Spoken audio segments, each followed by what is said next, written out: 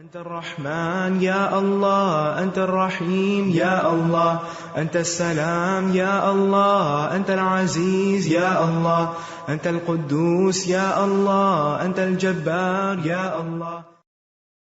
ولله الأسماء الحسنى فادعوه بها. نحمده ونصلي على رسوله الكريم، أما بعد، فأعوذ بالله من الشيطان الرجيم. بسم الله الرحمن الرحيم.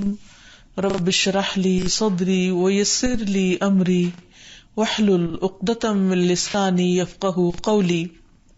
ناظرین، پروگرام اللہ کے خوبصورت نام کے ساتھ آپ کی خدمت میں حاضر ہیں. آج ہم انشاءاللہ اللہ سبحانہ وتعالی کے نام المقدم پر بات کریں گے. المقدم کا معنی ہے آگے کرنے والا، آگے بڑھانے والا، فضیلت دینے والا.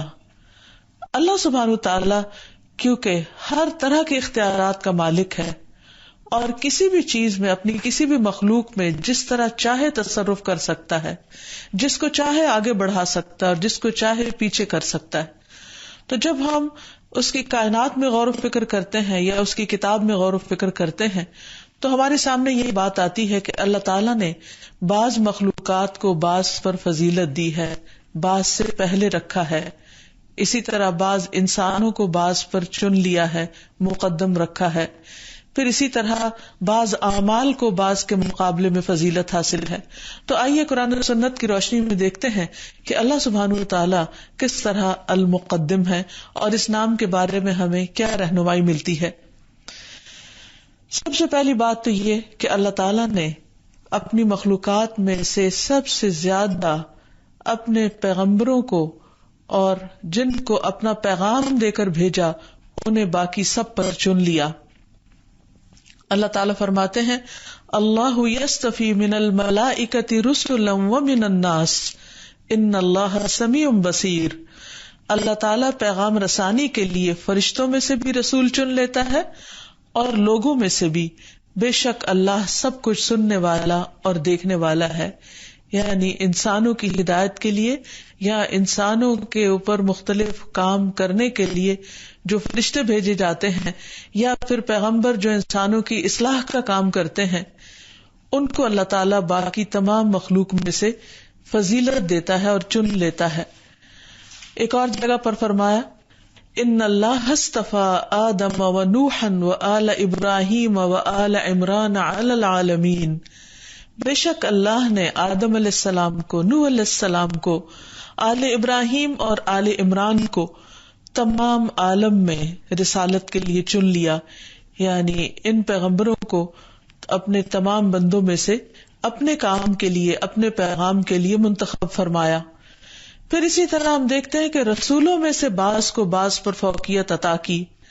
تلک الرسل فضلنا بعضهم علی بعض منهم من کلم اللہ ورفع بعضهم فوق ورفع بعضهم درجات وآتینا عیسی ابن مریم البینات وأیدناہ بروح القدس. یہ رسول ہم نے ان کے بعض کو بعض پر فضیلت دی. ان میں سے کچھ وہ ہیں جن سے اللہ نے کلام کیا اور ان کے بعض کو اس نے درجوں میں بلند کیا. اور ہم نے عیسی ابن مریم کو واضح نشانیاں دی اور اسے پاک روح کے ساتھ قوت بخشی.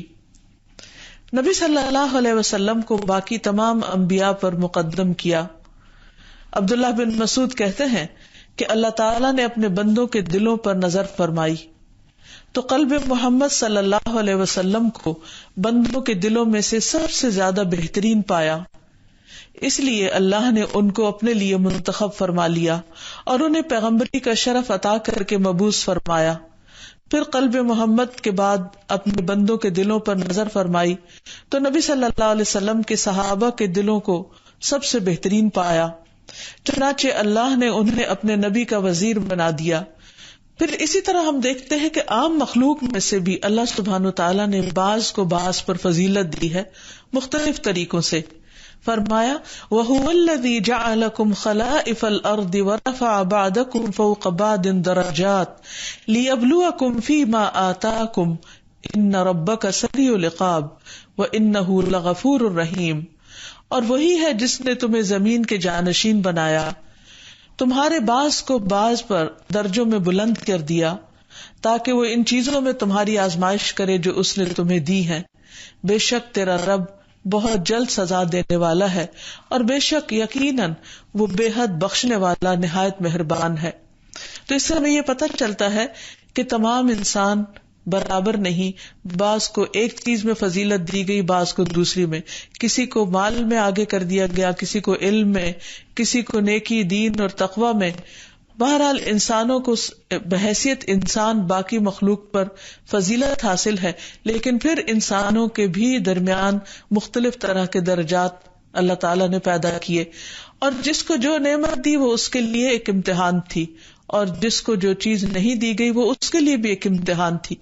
تو اصل بات یہ ہے کہ انسان کو کچھ ملے یا نہ ملے، اسے یہ دیکھنا چاہیے کہ اس پر ذمہ داری کیا عائد ہوتی ہے، اور وہ اپنے رب کو راضی کرنے کے لیے دی گئی نعمتوں کو کس طرح استعمال کر سکتا ہے. پھر اسی طرح ہم دیکھتے ہیں کہ بعض قبائل کو اللہ سبحانہ وتعالیٰ نے بعض قبائل پر فضیلت دی. اللہ تعالیٰ نے بنی اسماعیل میں سے کنانہ کو منتخب کیا، پھر بنو کنانہ میں سے قریش کو منتخب فرمایا، پھر قریش میں سے بنو ہاشم کو منتخب فرمایا، اور بنو ہاشم میں سے مجھے یعنی نبی صلی اللہ علیہ وسلم کو منتخب فرمایا. پھر اسی طرح عورتوں میں سے حضرت مریم علیہ السلام کو اللہ تعالیٰ نے چن لیا، مقدم کیا. اللہ تعالیٰ کا فرمان ہے وَإِذْ قَالَتِ الْمَلَائِكَةُ يَا مَرْيَمُ إِنَّ اللَّهَ اصْطَفَاكِ وَطَهَّرَكِ وَاصْطَفَاكِ عَلَى نِسَاءِ الْعَالَمِينَ. اور جب فرشتوں نے کہا کہ اے مریم، بے شک اللہ نے تجھے چن لیا اور تجھے پاک کر دیا اور سب جہانوں کی عورتوں پر تجھے چن لیا. اور یہ ایک حقیقت ہے کہ اللہ سبحانہ وتعالیٰ نے انہیں باقی عورتوں کے مقابلے میں فضیلت دی تھی. اسی طرح حضرت آسیہ رضی اللہ تعالی عنہا کو بھی اللہ سبحانہ وتعالیٰ نے چن لیا. ابو موسیٰ اشعری کہتے ہیں نبی صلی اللہ علیہ وسلم نے فرمایا، مردوں میں بہت سے کامل ہوئے ہیں اور عورتوں میں کوئی کمال کو نہ پہنچی سوائے مریم بنت عمران اور فرعون کی بیوی آسیہ کے. اسی طرح یہ پچھلی قوموں کے بارے میں تھا. نبی صلی اللہ علیہ وسلم کی امت میں اللہ سبحانہ وتعالیٰ نے پھر کچھ خواتین کو چن لیا، جن میں سے حضرت فاطمہ ہیں جنہیں جنت کی عورتوں کی سردار بتایا گیا. اسی طرح حضرت عائشہ کی فضیلت کے بارے میں بھی آتا ہے، حضرت خدیجہ کی فضیلت کے بارے میں آتا ہے. تو یہ اللہ تعالیٰ کا دیا ہوا اعزاز ہے جس کو بھی وہ عطا فرمائے. پھر اسی طرح اللہ سبحانہ وتعالیٰ مختلف کاموں کے لیے اپنے کچھ بندوں کو چن لیتا ہے. جس طرح طالوت کو، جو کہ ایک معمولی بیک گراؤنڈ سے تعلق رکھتا تھا، کس طرح اللہ تعالیٰ نے انہیں بنی اسرائیل کا سردار بنا دیا. فرمایا قال ان اللہ اصطفاہ علیکم وزادہ بسطۃ فی العلم والجسم واللہ یؤتی ملکہ من یشاء واللہ واسع علیم. فرمایا بے شک اللہ نے اسے تم پر چن لیا ہے اور اسے علم اور جسم میں فراخی عطا کی ہے، اور اللہ اپنی حکومت جسے چاہتا ہے دیتا ہے، اور اللہ تعالیٰ وسعت والا سب کچھ جاننے والا ہے. یعنی یہ اللہ تعالیٰ کا اپنا فیصلہ ہوتا ہے کہ وہ کس کو آگے بڑھائے اور کس کو پیچھے کر دے. پھر اسی طرح بعض صحابہ کو بھی بعض پر فضیلت عطا کی گئی. پھر علم والوں کو عبادت گزاروں پر فضیلت دی گئی. قرآن مجید میں اللہ تعالیٰ فرماتے ہیں یرفع اللہ الذین آمنوا منکم والذین اوتوا العلم درجات واللہ بما تعملون خبیر. تم میں سے جو لوگ ایمان لائے ہیں اور جنہیں علم دیا گیا ہے، اللہ تعالیٰ ان کے درجے بلند کرے گا، اور جو کچھ تم کرتے ہو اللہ اس سے پوری طرح باخبر ہے. تو اس سے یہ پتہ چلتا ہے کہ ویسے تو اہل ایمان سب کے ہی درجے بلند ہیں، لیکن ان میں سے خصوصی طور پر جو علم حاصل کریں ان کے درجات عام ایمان والوں کے مقابلے میں زیادہ بڑھا دیے جاتے ہیں. پھر اسی طرح رسول اللہ صلی اللہ علیہ وسلم نے بھی فرمایا عالم کی عابد پر اس طرح فضیلت ہے جیسے چاند کی فضیلت سارے ستاروں پر، یعنی وہ ان کے مقابلے میں افضل ہیں. پھر اسی طرح جو لوگ قرآن زیادہ جانتے ہیں انہیں ان پر فضیلت دی گئی، مقدم کیا گیا جو قرآن نہیں جانتے. اس سلسلے میں ہم دیکھتے ہیں جابر رضی اللہ تعالیٰ عنہ سے مروی ہے کہ رسول اللہ صلی اللہ علیہ وسلم احد کے دن 2 شہید مقتولوں کو ایک ہی کپڑے میں کفن دے رہے تھے اور پوچھتے کہ ان میں سے قرآن کس کو زیادہ یاد ہے. پھر جب کسی ایک کی طرف اشارہ کر دیا جاتا تو لحد میں اسی کو آگے بڑھاتے، یعنی پہلے اس کو رکھتے اور فرماتے جاتے کہ میں ان پر گواہ ہوں. آپ صلی اللہ علیہ وسلم نے انہیں خون سمیت دفن کرنے کا حکم دیا، نہ ان کی نماز جنازہ پڑھی اور نہ انہیں غسل دیا. پھر اسی طرح شرعی احکامات میں بھی بعض احکامات کو بعض پر فضیلت حاصل ہے، بعض کو بعض پر مقدم قرار دیا گیا ہے. بعض نمازوں کی بعض نمازوں پر فضیلت ہے، بعض نمازیں بعض نمازوں سے آگے ہیں درجے میں، مقام میں. اس سلسلے میں رسول اللہ صلی اللہ علیہ وسلم نے فرمایا، جماعت کے ساتھ نماز پڑھنا اس نماز سے 25 گنا زیادہ افضل ہے، اور ایک روایت میں 27 گنا زیادہ افضل بتایا گیا جو کوئی اکیلا نماز پڑھے. یعنی ایک شخص جو اکیلے کھڑے ہو کے نماز پڑھتا ہے اور ایک شخص جو جماعت میں نماز پڑھتا ہے اس کی فضیلت 25 گنا زیادہ ہے. پھر اسی طرح آپ نے فرمایا، اللہ کے ہاں سب سے افضل نماز جمعہ کے دن کی نماز فجر ہے جسے باجماعت ادا کیا جائے. یعنی ویسے تو ساری نمازیں اچھی ہیں، لیکن پھر عام نمازوں میں سے بھی جو جمعے کے دن کی نماز ہے اور وہ بھی فجر کی نماز اگر باجماعت ہو تو وہ زیادہ بہتر ہے. پھر تہجد کی نماز باقی تمام نوافل کے مقابلے میں بہتر ہے یا مقدم ہے. رسول اللہ صلی اللہ علیہ وسلم نے فرمایا، فرض نماز کے بعد سب سے زیادہ فضیلت والی نماز رات کی نماز ہے، یعنی تہجد کی نماز ہے. پھر اسی طرح نمازیوں کی پہلی صف باقی صفوں کے مقابلے میں مقدم ہے. براء ابن عازب رضی اللہ عنہ سے روایت ہے کہ نبی کریم صلی اللہ علیہ وسلم نے فرمایا، تحقیق اللہ تعالی سب سے پہلی صف پر رحمت بھیجتے ہیں اور اس کے فرشتے دعائے رحمت کرتے ہیں. یہ اس لیے تاکہ لوگ زیادہ سے زیادہ نماز کے لیے شوق کے ساتھ دوسروں سے پہلے جائیں. پھر اسی طرح روزوں میں بھی بعض روزوں کو دوسرے روزوں پر ترجیح دی گئی. مثلا رمضان کے روزے باقی سال کے روزوں کے مقابلے میں افضل ہیں، اور اسی طرح محرم کے روزے باقی نفلی روزوں پر افضل ہیں. رسول اللہ صلی اللہ علیہ وسلم نے فرمایا، رمضان کے روزوں کے بعد سب سے زیادہ فضیلت والے روزے اللہ کے مہینے محرم کے ہیں. اور یہ کس نے فضیلت دی ہے؟ اللہ المقدم نے، جو آگے بڑھانے والا ہے. جس چیز کو جتنا چاہے آگے بڑھا دے، اس پر جتنا چاہے اجر عطا فرما دے. پھر اسی طرح حج میں بھی وہ حج جس میں کثرت سے تلبیہ پکارا گیا ہو اور خوب قربانیاں کی گئی ہوں، وہ دوسرے حج کے مقابلے میں زیادہ افضل ہے. تو اس سے یہ پتہ چلتا ہے کہ اللہ سبحانہ وتعالی نے بعض چیزوں کو بعض پر فوقیت عطا کی ہے اپنی خاص حکمت اور مصلحت کے تحت، اور اس سے بندوں کے اندر ایک نیکی کے کام کرنے کا شوق بھی پیدا کیا ہے. انسان کے اندر قدرتی طور پر ایک جذبہ ہوتا ہے کہ وہ سب سے آگے نکل جائے.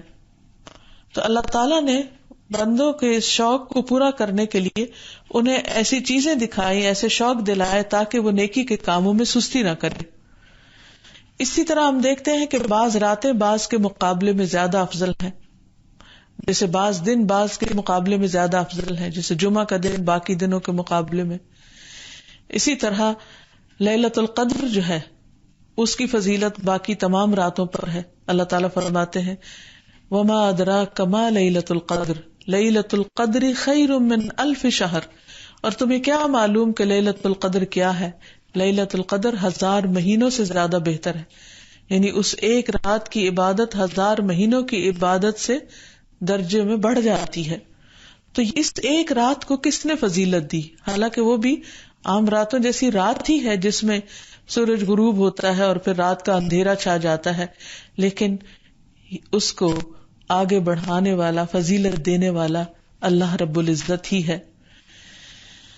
اب یہ ہے کہ جب بندے کے اندر اس نام کی اہمیت واضح ہو جائے اور اس بات پر یقین ہو جائے کہ یہ اللہ سبحانہ وتعالی ہی ہے جو انسان کو یہ ساری راہیں دکھا رہا ہے، اور اصل قدرت اس کے ہاتھ میں ہے، فیصلے کا اختیار اس کے پاس ہے، وہ جس کو جس پر چاہے فوقیت عطا کرے، تو پھر اسے اپنی زندگی میں ضرور یہ دیکھنا چاہیے، یعنی ہم سب کو یہ دیکھنا چاہیے کہ ہم جس طرح دنیا میں آگے بڑھنے کی فکر کرتے ہیں اور بہتر سے بہتر کی تلاش میں ہوتے ہیں، ایک کپڑا بھی خریدنا ہو، ایک جوتا خریدنا ہو، تو اس کے لیے بعض اوقات کئی کی دکانیں چھان مارتے ہیں تاکہ سب سے بہتر چیز حاصل ہو سکے.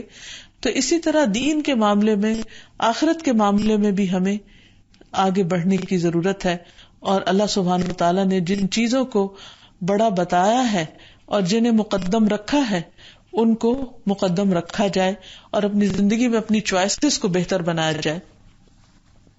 تو سب سے پہلے جو بندے کی زندگی پر اس نام کا اثر پڑتا ہے وہ یہ کہ اللہ سبحانہ وتعالیٰ کے بنائے ہوئے ضابطۂ حیات کو، بھیجے ہوئے طریقۂ زندگی کو باقی تمام چیزوں پر فوقیت دے، تمام چیزوں سے زیادہ اس کو اہم قرار دے اپنی زندگی میں، اللہ تعالیٰ کے حکم کا لحاظ رکھے بنسبت اپنے دل کی خواہش کے یا لوگوں کی خواہش کے.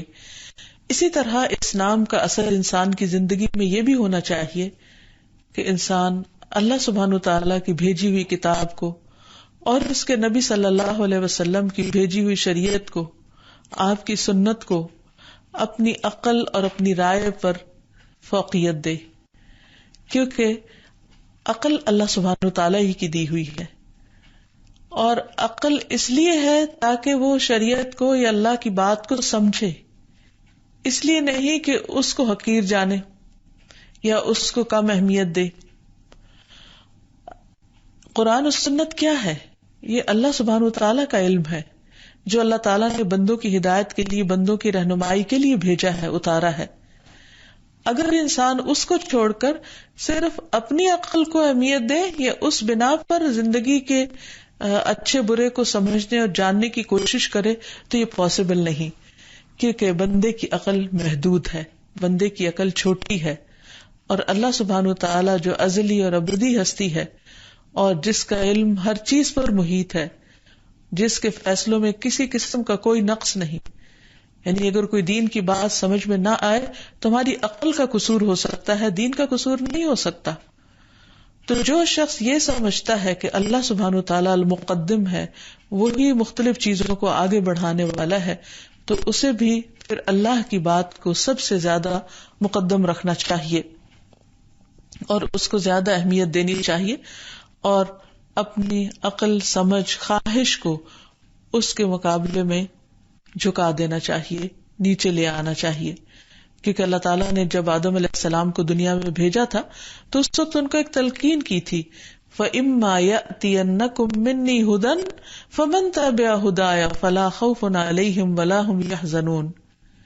پھر اگر تمہارے پاس میری طرف سے کوئی ہدایت آئے تو جو میری ہدایت کی پیروی کرے تو اس کے لیے نہ کوئی خوف ہوگا اور نہ وہ غمگین ہوں گے. تو گویا کوئی بات اگر ہماری عقل میں نہ بھی آئے تو بھی ہمیں اپنے آپ کو یہ کہنا چاہیے کہ آمنت باللہ، میں اللہ پر ایمان لایا اور اللہ تعالیٰ نے جو فرمایا سچ فرمایا. اگر کوئی بات آج سمجھ میں نہیں آ رہی تو کچھ عرصے کے بعد آ سکتی ہے، کیونکہ دنیا میں انسان مسلسل ترقی کر رہا ہے، انسان مختلف چیزوں کو مختلف اینگل سے دیکھ رہا ہے. اب مثال کے طور پر آپ دیکھیے کہ فرعون کی لاش، اس کا ذکر قرآن مجید میں آتا ہے کہ الیوم ننجیک ببدنک، آج ہم تجھے تیرے بدن کے ساتھ نجات دیں گے، یعنی اسے بچا لیں گے. اور صدیوں تک فرعون کے جسم یعنی اس لاش کا کسی کو پتہ نہیں تھا کہ کہاں ہے، اور تقریباً 100-150 سال پہلے جب وہ سامنے آئی تو قرآن کی اس آیت کی سمجھ اب دوسری طرح لوگوں کو آنے لگی جو اس سے پہلے نہیں تھی. اب اتنے 100 سال میں جن لوگوں نے بھی یہ آیت پڑھی، اگر وہ اس کا انکار کرنا شروع کر دیتے صرف اس بنا پر کہ ان کے علم میں نہیں کہ فرعون کی لاش کہاں ہے، تو اس سے وہ اللہ سبحانہ وتعالیٰ کے کلام کو جھٹلانے کے مرتکب ہوتے. تو اللہ تعالیٰ نے ہر چیز کو سمجھانے کا ایک وقت رکھا ہے، تو جو چیز سمجھ میں آ جائے اس پر اللہ کا شکر ادا کرنا چاہیے، اور جو چیز سمجھ میں نہ آئے اس پر خود کو ملامت کرنا چاہیے، نہ کہ کتاب و سنت میں نقص نکالنا. پھر اسی طرح اپنی رائے اور اپنی خواہش چھوڑ کر اللہ اور اس کے رسول صلی اللہ علیہ وسلم کی بات کو زیادہ اہمیت دینی چاہیے، اور اللہ کے رسول صلی اللہ علیہ وسلم کی بات کے مقابلے میں نہ اپنے والدین اور نہ اولاد اور نہ اپنی ذاتی رائے، کسی بھی چیز کو اہمیت نہیں دینی چاہیے. اللہ کے رسول صلی اللہ علیہ وسلم نے جو طریقہ مقرر کر دیا ہے اسی میں ہم سب کی بھلائی ہے اور اسی میں فائدہ ہے. دوسری بات یہ ہے کہ اللہ سبحانہ وتعالیٰ نے انسانوں کے اندر جو درجات رکھے ہیں اور کچھ چیزوں کو کچھ پر جو فوقیت عطا کی ہے اسے ایکسپٹ کر لینا چاہیے. مثلا رشتوں میں کچھ رشتے اللہ تعالیٰ نے ہم سے بڑے رکھے، کچھ چھوٹے ہیں. اب اگر ہم کسی کی بڑائی کو مانتے نہیں تو یہ اللہ سبحانہ وتعالیٰ کے بنائے ہوئے طریقے کے خلاف چلنا ہوگا. اس لیے ان معاملات میں بھی توجہ کی ضرورت ہے.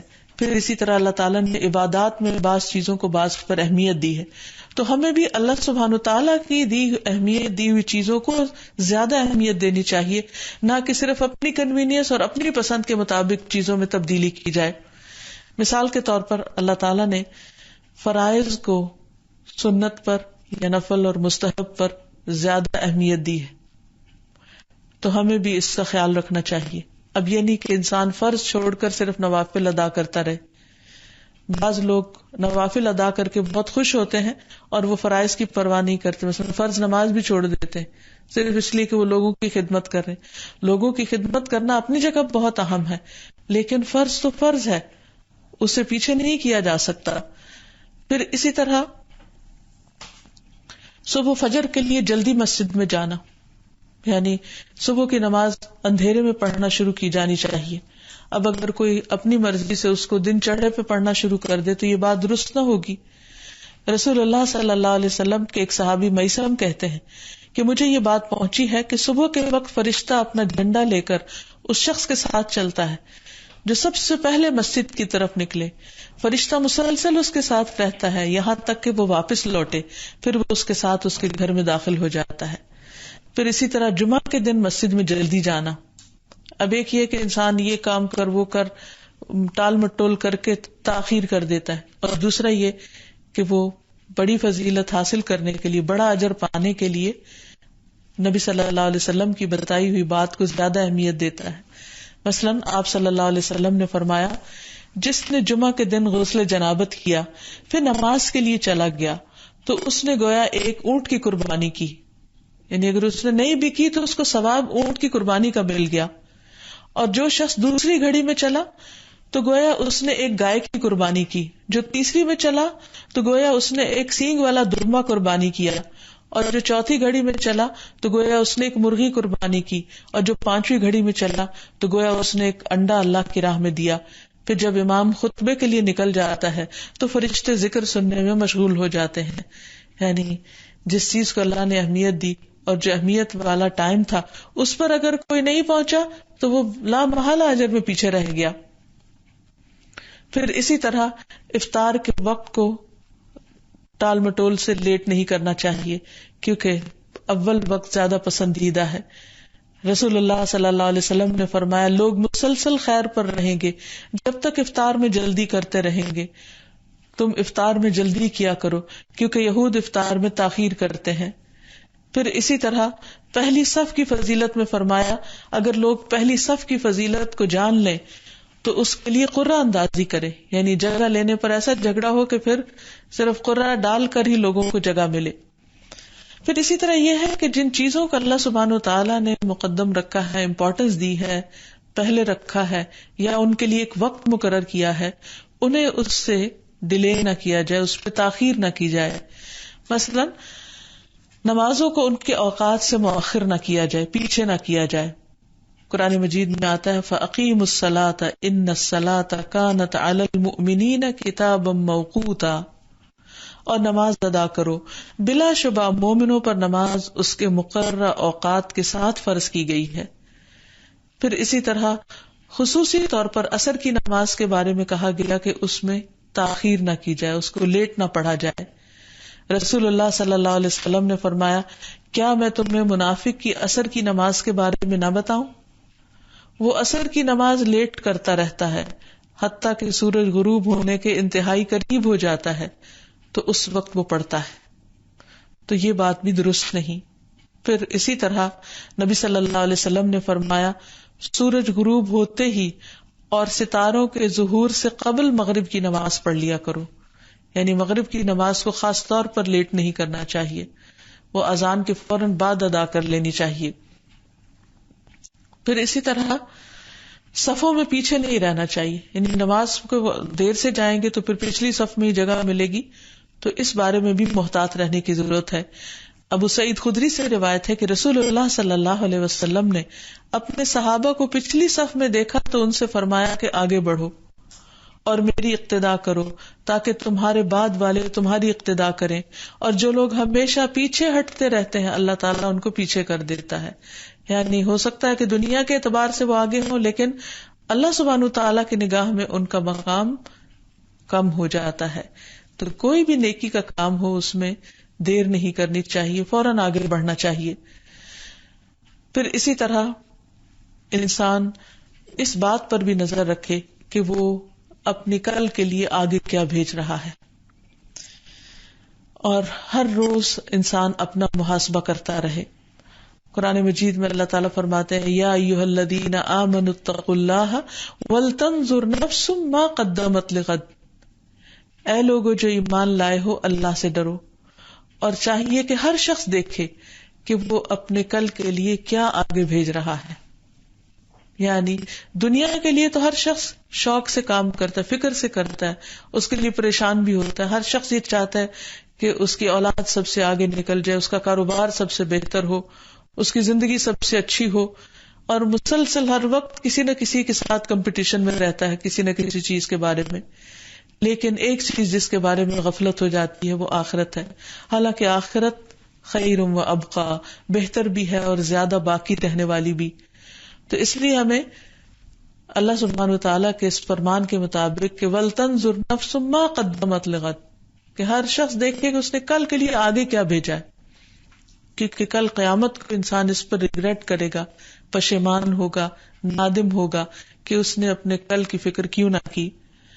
اللہ تعالیٰ فرماتے ہیں کَلَّا اِذَا دُکَّتِ الْأَرْضُ دَكًّا دَكًّا وَجَاءَ رَبُّكَ وَالْمَلَكُ صَفًّا صَفًّا وَجِيءَ يَوْمَئِذٍ بِجَهَنَّمَ يَوْمَئِذٍ يَتَذَكَّرُ الْإِنسَانُ وَأَنَّى لَهُ الذِّكْرَى يَقُولُ يَا لَيْتَنِي قَدَّمْتُ لِحَيَاتِي. ہرگز نہیں، جب زمین کوٹ کوٹ کر برابر کر دی جائے گی، یعنی قیامت کے دن زمین بالکل ایک پلین میدان کی طرح ہو جائے گی جس میں کوئی اونچ نیچ نہیں ہوگی، اور آپ کا پروردگار آئے گا اس حال میں کہ فرشتے صف بستہ کھڑے ہوں گے، اور جہنم اس دن سامنے لائی جائے گی. اس دن انسان نصیحت تو قبول کرے گا مگر اس وقت اسے نصیحت سے کیا حاصل ہوگا؟ وہ کہے گا کاش میں نے اپنی اس زندگی کے لیے کچھ آگے بھیجا ہوتا. کیونکہ اللہ سبحانہ وتعالیٰ اعمال کی بنیاد پر ہی لوگوں کو دوسروں کے مقابلے میں آگے کریں گے. پھر اسی طرح انسان کو اپنے لیے نیکیاں آگے بھیجنی چاہیے، خیر کے کام آگے بھیجنے چاہیے. اللہ تعالیٰ فرماتے ہیں وَأَقِيمُوا الصَّلَاةَ وَآتُوا الزَّكَاةَ وَأَقْرِضُوا اللَّهَ قَرْضًا حَسَنًا وَمَا تُقَدِّمُوا لِأَنفُسِكُم مِّنْ خَيْرٍ تَجِدُوهُ عِندَ اللَّهِ هُوَ خَيْرًا وَأَعْظَمَ أَجْرًا وَاسْتَغْفِرُوا اللَّهَ إِنَّ اللَّهَ غَفُورٌ رَحِيمٌ. اور نماز قائم کرو اور زکوٰۃ ادا کیا کرو اور اللہ کو اچھا قرض دیتے رہو، اور جو بھی بھلائی تم اپنے لیے آگے بھیجو گے تو اسے اللہ کے ہاں اس سال میں موجود پاؤ گے کہ وہ اصل عمل سے بہتر اور اجر کے لحاظ سے بہت زیادہ ہوگی. اور اللہ سے معافی مانگتے رہو، اللہ یقیناً بخشنے والا اور رحم کرنے والا ہے. یعنی انسان اگر ایک نیکی کرتا ہے تو اللہ تعالیٰ اس کے لیے 10 گنا اجر لکھتے ہیں. من جاء بالحسنات فلہ 10 امثالها، جو ایک نیکی لایا اس کے لیے اس جیسی 10 ہوگی، یعنی وہ 10 لکھی ہوئی وہاں موجود ہوگی. اور یہ کم سے کم منیمم ریوارڈ ہے جو کسی کو بھی اس کی نیکی پر ملے گا. تو اس سے یہ پتہ چلتا ہے کہ انسان کو اس معاملے میں کبھی بھی سستی نہیں کرنی چاہیے، اور کل کے لیے بھی اسی طرح سب کچھ اکٹھا کرنا چاہیے جس طرح انسان آج اس دنیا کے کل کے لیے، اپنے بڑھاپے کے لیے یا بعد کی زندگی کے لیے سامان اکٹھا کرتا رہتا ہے کہ اس کو پریشانی کا سامنا نہ ہو. پھر اسی طرح خاص طور پر صدقہ خیرات کا اہتمام کرنا چاہیے. مال کو آگے بھیج کر آخرت کمانی چاہیے. رسول اللہ صلی اللہ علیہ وسلم نے فرمایا تم جانتے ہو کہ صعلوک کون ہے؟ ہم نے عرض کیا جس کے پاس مال نہ ہو. فرمایا بڑا صعلوک وہ ہے جس کے پاس مال تو ہو مگر اس نے اپنے آگے کے لیے کچھ نہ بھیجا ہو. یعنی وہ شخص مفلوک الحال ہے. صعلوک کا مطلب ہوتا ہے مفلوک الحال، یعنی اصل فقیر ہے وہ کہ جس کے پاس بہت مال ہے لیکن وہ آخرت کے لیے کچھ بھی خرچ نہیں کرتا. پھر اسی طرح اپنی اولاد کو بھی نیکی کے کاموں میں لگانا چاہیے تاکہ وہ بھی آخرت کے اجر میں اضافے کا ذریعہ بنے. عبداللہ بن مسعود کہتے ہیں کہ رسول اللہ صلی اللہ علیہ وسلم نے فرمایا تم لوگوں میں رقوب کسے شمار کیا جاتا ہے؟ راوی کہتے ہیں ہم نے عرض کیا جس کے پاس کوئی اولاد نہ ہو. آپ نے فرمایا رقوب اسے نہیں کہتے بلکہ اس کا معنی یہ ہے کہ جس آدمی نے پہلے سے اپنی اولاد میں سے کسی کو آگے نہ بھیجا ہو. یعنی اگر کسی کے بچے فوت ہو جاتے ہیں اور وہ دنیا سے اس سے پہلے چلے جاتے ہیں تو یہ آگے جانے والا بچہ ہے تو یہ اس کے لیے بہت اجر کا باعث ہے. وہ بچہ اپنی والدہ کی بخشش کا ذریعہ بنے گا. پھر اسی طرح غلط اعمال آگے بھیجنے پر عذاب بھی ہوگا، تو اس لیے انسان نیکیوں میں تو آگے بڑھے لیکن برائیوں میں پیچھے رہے.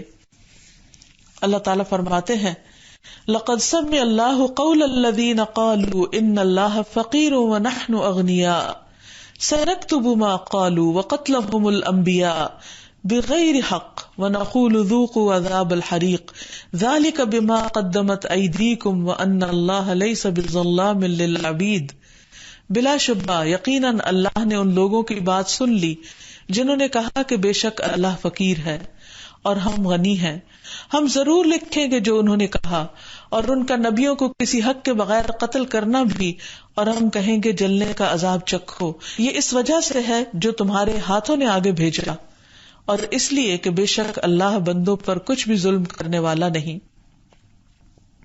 پھر اسی طرح انسان جب اپنے غلط اعمال کو آگے بھیجتا ہے تو وہ اس کے لیے مصیبتوں کا ذریعہ بنتے ہیں اور کل قیامت کے دن انسان ان اعمال پر پچھتائے گا اور کہے گا کہ کاش میں نے اپنی زندگی میں کوئی نیکی اپنے لیے آگے بھیجی ہوتی. پھر اسی طرح یہ بات بھی یاد رہے کہ اللہ سبحانہ وتعالی ہمارے تمام اعمال لکھ رہے ہیں، جو بھی ہم آگے بھیجتے ہیں اور جو بھی ان کے اثرات پیچھے رہتے ہیں.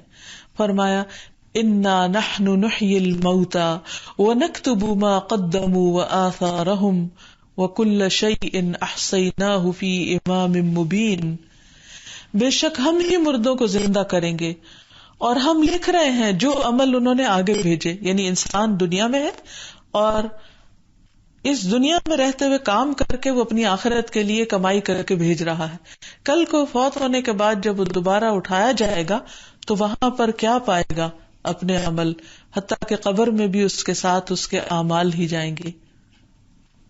مال و دولت پیچھے رہ جائے گا، رشتے دار پیچھے رہ جائیں گے، دنیا کی ساری رونقیں پیچھے رہ جائیں گی اور وہاں وہ اپنے اعمال ہی سے ملاقات کرے گا. اگر اچھا پائے گا تو خیر و بھلائی ہوگی اور اگر برے پائے گا تو تکلیف ہی تکلیف ہوگی. وآثارہم، اور اعمال ایک تو وہ جو انسان ہر روز کمائی کر کے آگے فرشتے اس کے صبح شام لے جاتے ہیں، اس کے جمع ہو رہے ہیں، اور پھر وہ اعمال بھی جو انسان کے عمل کو دیکھ کر دوسرے لوگوں پر اس کے اثرات مرتب ہوتے ہیں، وہ سب بھی لکھے جا رہے ہیں. یعنی انسان کے امپریشنز جو ہیں، آثار جو ہیں، وہ بھی انسان کے نام اعمال میں ہی اکٹھے کیے جاتے ہیں. وَكُلَّ شَيْءٍ، اور ہر چیز کو، یعنی آگے بھیجے جانے والے اعمال کو اور پیچھے رہنے والے، احصیناہ، ہم نے اسے شمار کر رکھا ہے، گن گن کے لکھ رکھا ہے، فی امام مبین، ایک کھلی کتاب میں، واضح کتاب میں. یعنی انسان کے بک آف ڈیڈ میں سب کچھ ریکارڈ میں لکھا ہوا موجود ہے. اور قیامت کے دن انسان کے اعمال اس کے سامنے رکھ کے اس کو بتا دیے جائیں گے. يُنَبَّأُ الْإِنسَانُ يَوْمَئِذٍ بِمَا قَدَّمَ وَأَخَّرَ بَلِ الْإِنسَانُ عَلَى نَفْسِهِ بَصِيرَةٌ وَلَوْ أَلْقَى مَعَاذِيرَهُ اس دن انسان کو بتا دیا جائے گا جو اس نے آگے بھیجا اور جو پیچھے چھوڑا، بلکہ انسان اپنے آپ کو خوب دیکھنے والا ہے. یعنی انسان کے سامنے اس کے اعمال اس طرح آئیں گے کہ اس کو سامنے نظر آئے گا کہ کون سے عمل ایسے تھے جو اس نے کرنے تھے اور نہیں کیے، اور کون سے ایسے ہیں جو اس نے کر لیے. دونوں طرح کے اعمال، یعنی جو اس کے پاس چوائسز تھی، مواقع تھے، اور پھر اس نے نہیں کیا تو وہ اس کے لیے حسرت کا باعث ہوگا، اور انسان اس وقت سخت پشیمان ہوگا کہ اے کاش میں اپنے اس وقت اور چانسز سے فائدہ اٹھاتا اور نیکی کے ان مواقعوں کو ضائع نہ کرتا. پھر اسی طرح ایک اور جگہ پر آتا ہے کہ انسان اپنے سارے اعمال کو دیکھے گا اور پھر اس کو یہ بھی پتہ چل جائے گا کہ کن چیزوں کو اس نے امپورٹنس دی اور کن کو نہیں دی. وَإِذَا الْقُبُورُ بُعْثِرَتْ عَلِمَتْ نَفْسٌ مَا قَدَّمَتْ وَأَخَّرَتْ. اور جب قبریں الٹ دی جائیں گی، ہر شخص جان لے گا جو اس نے آگے بھیجا اور جو پیچھے چھوڑا، یعنی جو کام کیا اور جو نہیں کیا. آج انسان کے پاس اختیار ہے کہ وہ اپنی آخرت کے لیے کچھ کر لے. لمن شاء منکم ان یتقدم او یتأخر کل نفس بما کسبت رہینا. اس کے لیے جو تم میں سے آگے چاہے آگے بڑھے اور جو چاہے پیچھے ہٹے. ہر شخص اس کے بدلے جو اس نے کمایا ہے گروی رکھا ہوا ہے. پھر اسی طرح اللہ تعالیٰ نے انسان کو اختیار بھی دیا ہے کہ وہ چاہے تو اچھے کاموں کو زندگی میں پرائرٹی دے اور چاہے تو نہ دے. یہاں پکڑ پوچھ نہیں ہے، لیکن کل قیامت کے دن اس کو ضرور بتا دیا جائے گا کہ وہ کیا کر کے آیا ہے. فرمایا لمن شاء منکم ان یتقدم او یتأخر، تم میں سے جو چاہے آگے بڑھ جائے یا پیچھے رہے. کل نفس بما کسبت رہینا، ہر شخص اس کے بدلے جو اس نے کمایا گروی رکھا ہوا ہے. یعنی ہر شخص اپنے اعمال کی وجہ سے پکڑا ہوا ہے. اس کے نیک اعمال یا تو اس کو چھڑا لیں گے یا برے اعمال اس کو لے ڈوبیں گے. اس لیے چوائس ہم سب کی ہے اپنی، کہ ہم اپنی زندگی سے کتنا فائدہ اٹھاتے ہیں اور اپنی آخرت کے لیے کیا کرتے ہیں. پھر اسی طرح ہم دیکھتے ہیں کہ اس نام کے ساتھ دعا بھی کرنی چاہیے اور اللہ تعالیٰ کی صفت کو سامنے رکھ کر خوب اپنے گناہوں کی معافی مانگنی چاہیے. علی بن ابی طالب رضی اللہ عنہ بیان کرتے ہیں کہ رسول اللہ صلی اللہ علیہ وسلم جب نماز سے سلام پھیرتے تو دعا کرتے، اللہم اغفر لی ما قدمت وما اخرت وما اسررت وما اعلنت وما اسرفت وما انت عالم به منی انت المقدم وانت المؤخر لا الہ الا انت. اے اللہ میرے سب گناہ معاف فرما دے، جو میں پہلے کر چکا اور جو میں نے بعد میں کیے، جو چھپ کر کیے اور جو اعلانیہ ہو گئے، اور جو میں حد سے بڑھا رہا یعنی جس میں نے اسراف کیا، اور جن کا تو مجھ سے زیادہ باخبر ہے. تو ہی نیکی اور خیر میں آگے کرنے والا اور پیچھے کرنے والا ہے، تیرے سوا کوئی معبود نہیں ہے.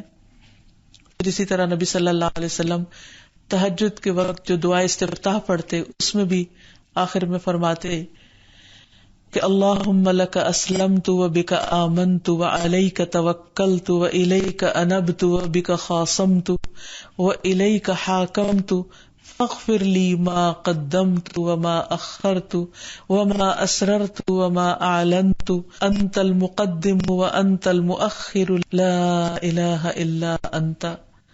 اے اللہ تیرے ہی لیے میں اسلام لایا، تجھی پر ایمان رکھتا ہوں، تجھی پر میرا بھروسہ ہے، تیری ہی طرف رجوع کرتا ہوں، تیرے ہی عطا کیے ہوئے دلائل کے ذریعے بحث کرتا ہوں، تجھی کو حکم بناتا ہوں.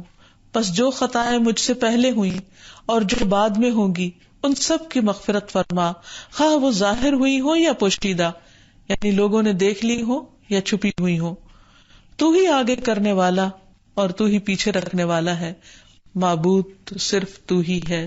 تو اللہ تعالیٰ سے دعا ہے کہ وہ ہمیں نیکیوں میں خوب آگے بڑھائے اور ہم غلط کاموں کو چھوڑ دیں اور ہمیں آخرت میں بلند درجات عطا فرمائے. وآخر دعوانا ان الحمد للہ رب العالمین. السلام علیکم ورحمۃ اللہ وبرکاتہ. طاهر يا الله أنت الحسيب يا الله أنت الشافي يا الله أنت المبين يا الله أنت الوكيل يا الله، أنت القيوم يا الله، أنت المتين يا الله، أنت السبوح يا الله. لا إله إلا الله محمد رسول الله، لا إله إلا الله محمد رسول الله.